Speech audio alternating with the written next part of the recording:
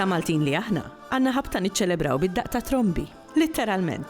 U b'xida ta' dan, biżejjed inħarsu lejn il-festi ta' pajjiżna. Mark Anthony Sciberras ħadem fuq teżi li stħarġet il-kliem marbut mal-banet.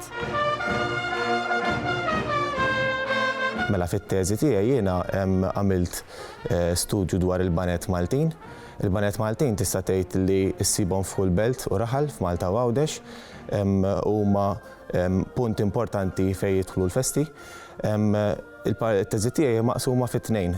Għandi fuq naħa minnhom li ġbart kemm jista' jkun kliem, allura reġistru marbut ma' dan il-qasam partikolari, f'waqt li fit-tieni parti għamilt kwestjonarju fejn intervistajt ammont ta' bandisti u nies mitla tal-mużika u rajt x'differenzi jistgħu joħorġu ta' kliem bejn etajiet u nies minn postijiet differenti. Bla dubju ta' xejn, il-maġġoranza tal-kliem li jintuża fil-banet huwa ta' oriġini Taljana. Fil-fatt insibu kliem bħal inarja, crescendo, ritenuto, li kollu għadu jintuża sal-lum il-ġurnata kif inhu bit-Taljan li qasanna biss kelma għalih bil-Malti.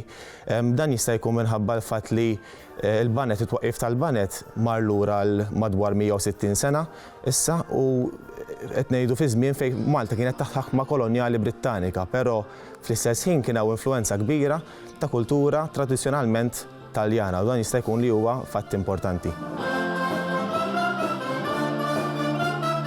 Ħarġu differenzi bejn bandisti Maltin u bandisti Għawċin.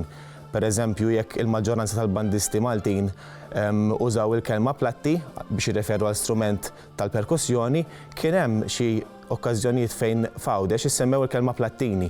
Jew jekk biex jirreferu l-bandisti Maltin użaw il-kelma lazz jew ħabel biex jirreferu għal parti mill-uniformi, f'Għawdex issemmit il-kelma kordun.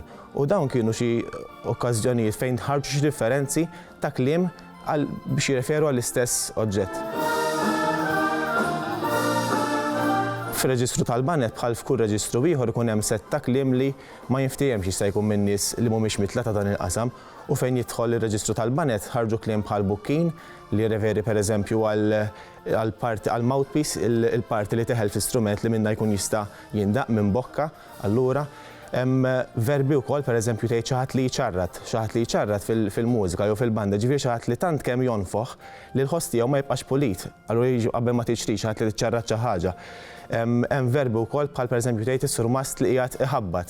Meta s-surmast iħabbat bejn il-bandisti tinftiem li s-surmast qiegħed jidderieġi. Allura ġifieri huwa verb li jintuża f'dal-qasam ukoll.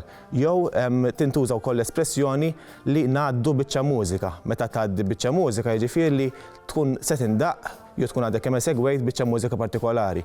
U dan huwa kliem li forsi min mhux mitla tal-banet ma jifhmux mal-ewwel, però li jintuża f'dan ir-reġistru partikolari.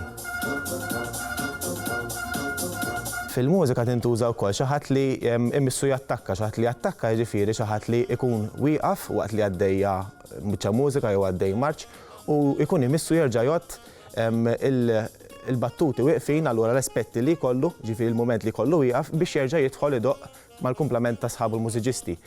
Bejn il-bandisti tintuża wkoll l-espressjoni inqalbet il-banda. Meta tinqaleb il-banda ma tantx tkun xi ħaġa pjaċevoli kemm għall-banda kif ukoll għall-bandisti bejniethom għaliex ikunu jirreferu għal dak il-mument partikolari meta il-bandisti ma jkunux jaqblu flimkien fid-daqq tal-mużika u għalhekk il-banda ma tkunx qed tiffunzjona kif suppost tkun.